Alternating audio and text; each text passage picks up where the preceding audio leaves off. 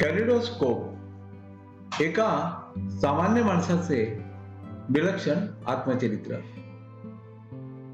लेखक आणि सादरकर्ते राजीव शांताराम थत्ते. एका 64 वर्षाच्या तरुणांनी लिहिलेलं हे साधं सोपं आत्मचरित्र आहे. या चरित्रात तुम्हाला तुमच्या आयुष्यात येणारे अनुभव कोणीतरी सांगितले आहे असंच वाटेल. प्रत्येकाने आपले जीवन कसे गेले ते सांगण्यात तर खरी मजा आहे.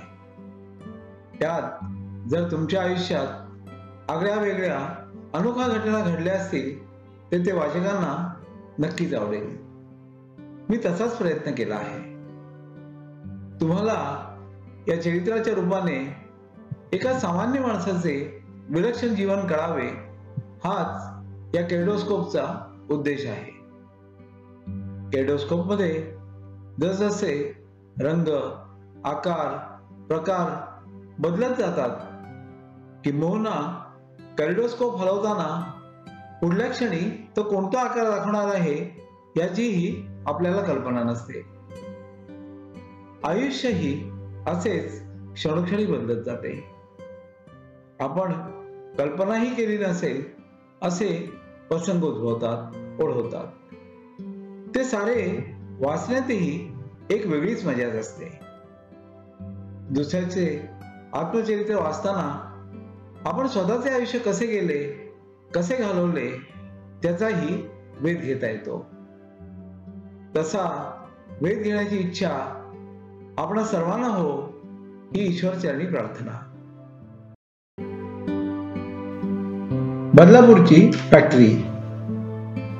बदलापूरला MIDC मध्ये फॅक्टरी काढण्याआधी घरी एक प्रसंग घडला. मी जेव्हा फॅक्टरी काढायची असे घरच्यांना सांगितले त्यावेळी घरी वातावरण तंग झाले.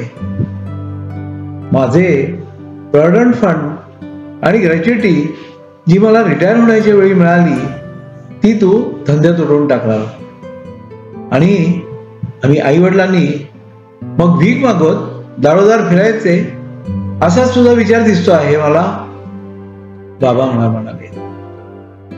मला ढसढसा रडायला आले. बाबा, तुमच्याकडून मला एक पैसाही नको, फक्त तुम्हा दोघांचे आशीर्वाद हवेत. मी पैसे कुठूनही आणेन पण तुमच्या पैशांना हात लावणार नाही याची तुम्ही खात्री बाळगा, मी बाबांना सांगितले. त्या दिवशी माझ्या नियोजित प्रकल्पाची माहिती देणारी पोस्टकार्ड मी 14 नातेवाईक आणि मित्रांना पाठवली. कैलासवासी सो मैनाबाई रानडे, कैलासवासी श्री भालचंद्र खाडीलकर, माझे सासरे कैलासवासी केशव पाटणकर, माझा मित्र प्राध्यापक मोहिनीराज सुतवणी, डॉक्टर विजय पेठे, माझा भाऊ अनिल आणि सुधीर इत्यादींनी मला 65,000 रुपये दिले. त्या पैशांवर 15% दर साल व्याज द्यायचे मी सगळ्यांनाच कबूल केले होते. तसे मी त्यांना वेळोवेळी दिलेही. बाबांनी माझी पैसे उभे करण्याची जिद्द पाहून स्वतः 5,000 रुपये दिले. या सगळ्यांनी मला विश्वास ठेवून सहाय्य केले त्यांचा मी आयुष्यभर सदैव ऋणी राहीन. त्यावेळी माझ्याकडे एक पैसाही स्वतःचा नव्हता. सर्वांच्या कर्जावर मी धंदा उभा करू शकलो. आज त्या सर्वांविषयी कृतज्ञता व्यक्त करणे हे मी माझे आद्य कर्तव्य समजतो. माझा विवाह. मी MMS झालो तरी बदलापूरचा कारखाना अजून सुरू झाला नव्हता. 5 जुलै 1981 ला मी संध्याशी विलेपार्ल्याला रजिस्टर लग्न केले. कैलासवासी श्री श्रीराम खरे, माझा मित्र कैलासवासी उदय कुलकर्णी हे दोघे लग्नाला साक्षीदार होते.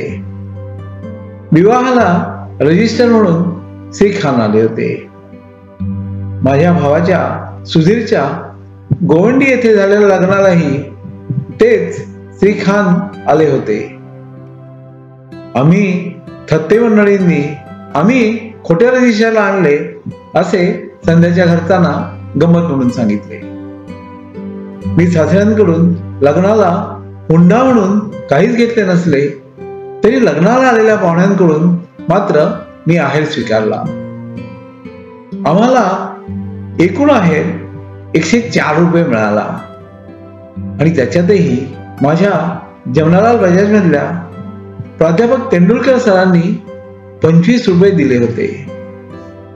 त्यावेळी पैशांची किंमत किती जास्त होती आणि त्याहीपेक्षा सगळ्यांचे जे प्रेम आम्हाला मिळाले ते अनमोल होते. लाच देणाऱ्यांसाठी सारे काही. बदलापूर कारखान्याच्या उभारणीसाठी मी स्वच्छपणे काम करायचे ठरवल्याने फारच अडचणी येत होत्या. MSFCने कर्ज मंजूर करूनही त्यांच्या डिस्बर्समेंटमध्ये अडचणी येत होत्या. त्यावेळी देखील प्रोजेक्टच्या एकूण कॉस्टच्या 10% रक्कम ही विविध परवानग्या, रजिस्ट्रेशन्स, लोन मिळणे आणि सबसिडी मिळणे या सगळ्यांसाठी लाच म्हणून द्यावी लागायची. मला हे मान्य नव्हते. तुम्ही मला लाच देण्यासाठी कर्ज द्या, मी ते फेडेन, पण आज लाच द्यायला माझ्याकडेच पैसे नाहीत. मी श्री एस.एन. देसाई नावाच्या इंडस्ट्रीजच्या राज्यमंत्र्यांना सांगितले. तेव्हा त्या मंत्र्यांनी डोक्याला हात लावला होता हे आजही मला आठवते. त्यावेळी अंतुलांचे सिमेंट प्रकरण जोरात होते. सिमेंटच्या गोणीमागे लाच म्हणून 10 रुपये मागितले जात. सिमेंटची एक गोणी 50 रुपयाला मिळायची. म्हणजेच 20% लाच इंडस्ट्रीज डिपार्टमेंट कडनं मागितली जायची. मला सिमेंट परवाना मिळाल्याशिवाय मिळणे शक्य नव्हते. परवान्यासाठी 10 रुपये सिमेंटच्या गोणीमागे लाच देणे मला शक्य नव्हते. याला मार्ग काय? एके दिवशी मी मंत्रालयात इंडस्ट्री सचिव श्री मोहिनी साहेबांकडे गेलो. 11 वाजले असतील. मोहिनी साहेब कुठल्या तरी मीटिंगला निघाले होते. मी त्यांना नमस्कार केला. ते माझ्याकडे लक्ष न देताच मीटिंगला रवाना झाले. 1 वाजता ते परत आले. मी अजूनही त्यांच्या ऑफिसच्या बाहेर बसून होतो. त्यांनी माझ्याकडे पाहिले आणि आत गेले. 2 वाजता आतून पुन्हा बाहेर आले आणि दुसऱ्या मीटिंगला निघून गेले. मी तिथेच बसून राहिलो. 5 वाजता परत आले तरी मी तिथेच बाहेर उभा होतो. माझ्याकडे काही काम आहे का? मोहिनीने मला विचारलं. मी 1 मिनिट आपल्या केबिन मध्ये येऊ काय? मी त्यांना नम्रपणे विचारलं. आत या, मोहिनीने उत्तर दिलं. मी आत गेलो आणि मोहिनीना सिमेंटची 10 रुपये लाचेची सगळी हकीकत सांगितली. गोणीमागे मी 10 रुपये लाच दिली असती, पण मला त्यासाठी कोणी कर्ज देईल का हो? मी कहाणीचा शेवट केला. तुम्ही आता घरी जा. उद्या सकाळी 11 वाजता आमचा इंडस्ट्रीज डिपार्टमेंटचा इन्स्पेक्टर तुमच्या घरी बदलापूरला सिमेंटचा तुम्हाला लागणारा 400 गोण्यांचा परमिट घेऊन पोहोचेल. नाही पोहोचला तर मला फोन करा. हा माझा फोन क्रमांक. मोहिनीने मला आश्वासन दिले. दुसऱ्या दिवशी बरोबर 11च्या ठोक्याला इंडस्ट्रीज डिपार्टमेंटचा इन्स्पेक्टर 400 गोण्यांचा परमिट घेऊन घराच्या दरवाज्यात उभा होता. हा तोच इन्स्पेक्टर होता जो माझ्याकडे लाच मागत होता. मी परवाना ताब्यात घेतला. परवान्याच्या कॉपीवर सही करून दिली. थत्ते साहेब, मला सांगायचं नाही का, आमचे सेक्रेटरी साहेब तुमचे सख्खे मामा लागतात म्हणून. आम्ही आमच्या डिपार्टमेंटच्या माणसांना कधीच त्रास देत नाही, इन्स्पेक्टर म्हणाला. मोहिनींनी माझ्यावर उपकार केले होते. एक पैशाची लाचही न देता मला 400 गोण्या सिमेंट मिळाले होते, आणि तेही अंतुलांच्या भ्रष्टाचाराच्या काळात. लग्नाच्या आदल्या दिवशी 200 गोणी म्हणजे 1 ट्रक लोड सिमेंटची डिलिव्हरी घ्यायची होती. लग्नाच्या 1 दिवस आधी घराच्या बाहेर असे रिस्क असलेले काम करण्यासाठी पडू नकोस. लग्नाच्या आदल्या दिवशी घरीच राहावे घरच्यांनी मला सांगितले. पण मी ते मानणार कसा? मी लग्नाच्या 1 दिवस आधी 200 गोण्या सिमेंटची डिलिव्हरी घेतली. त्यातही मला मुंबईतून बदलापूरला जाताना सिमेंटच्या गोण्यांची चोरी होईल असे वाटत होते. त्याचमुळे ड्रायव्हरच्या केबिनमध्ये क्लीनर, तर ट्रकवर सिमेंटच्या गोण्यांवर लक्ष ठेवत बसून मी असा उन्हात प्रवास केला. सिमेंटच्या गोण्या बदलापूरच्या प्लॉटवर उतरवल्या आणि संध्याकाळी 6 वाजता रिकाम्या ट्रकमध्ये बसूनच मी परत आलो. आज 64 वर्षाचा असताना मी हे काम याच पद्धतीने करेन का? अजिबात नाही. मला कोणी कोणते काम आणि कसे करायचे ते आता समजले आहे. वयाच्या 21-22 वर्षाचा असताना ते तसे समजणे शक्यही नव्हते. मी त्यावेळी अनिलचे पत्रकारचे कार्ड घेऊन अनेकांना भेटायचो. अनिललाही आपले बंधू आले होते असे जर कोणी सांगितले तर तोही मला राजीव म्हणाला होता. काय शक्य असेल ती मदत त्याला करा असं सांगायचा.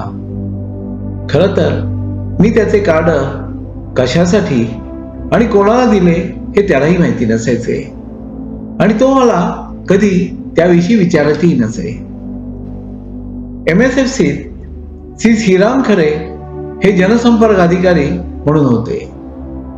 त्यांचे, अनिलचे आणि त्यांचे माझेही संबंध फार चांगले होते. MSFCत कर्ज मिळेनासे झाले की अखेरचा उपाय म्हणून मी खरे साहेबांना सांगत असे, आणि ते चेअरमनला सांगून रिजनल मॅनेजर श्री यादव यांना फोन करायचे आणि माझे जेन्युइन मिळणारे कर्ज वितरित व्हायचे.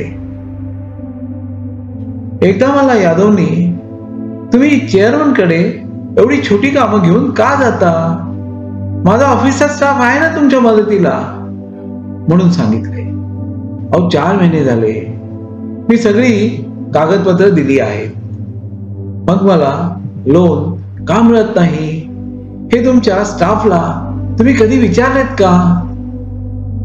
त्यांच्या अपेक्षा मी पूर्ण करू शकत नाही, आणि म्हणूनच माझ्या प्रपोजलला बाजूला ठेवले जाते खड्यासारखे. मग मी तुमच्या चेअरमनकडे जातो. याला काही मार्ग तुम्ही सुचवू शकता का? मी यादव साहेबांना विचारलं.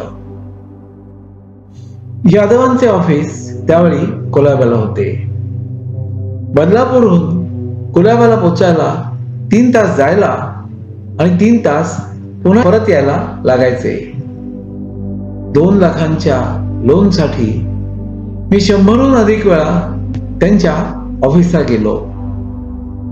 600 तास म्हणजे 75 वर्किंग डेज मी घालवले, तेव्हा कुठे मला 2 लाखाचे कर्ज मिळाले. हे मी 1980-81 मधलं सांगतो आहे. हल्ली फायनान्शियल इन्स्टिट्यूटची, बँकांची काय परिस्थिती असेल त्याची कल्पनाच केलेली बरी. आज 2 लाख कोटींची नॉन परफॉर्मिंग ॲसेट्स बँकात दिसतात. यात भ्रष्टाचाराचा वाटा 100% आहे आणि त्याला जबाबदार उद्योजक आणि तेवढेच बँकातले अधिकारी आणि सरकारी अधिकारी आहेत, हेच सत्य आहे. ही MSFC अशाच कर्मचाऱ्यांमुळे पुढे बुडली हे वेगळे सांगायला नको. बदलापूरच्या फॅक्टरीची बिल्डिंग 2000 चौरस फूट बांधून होत आली होती. लिक्विड, सिरप सेक्शन आणि कॅप्सूल सेक्शन असे 2 विभाग फॅक्टरीत होते. सगळी मशिनरी मी आणली. जमीन 25,000 रुपये, बिल्डिंग रुपये 2 लाख आणि मशिनरी 1.5 लाख असा एकूण 3,75,000 रुपयांचा प्रोजेक्ट उभा राहिला.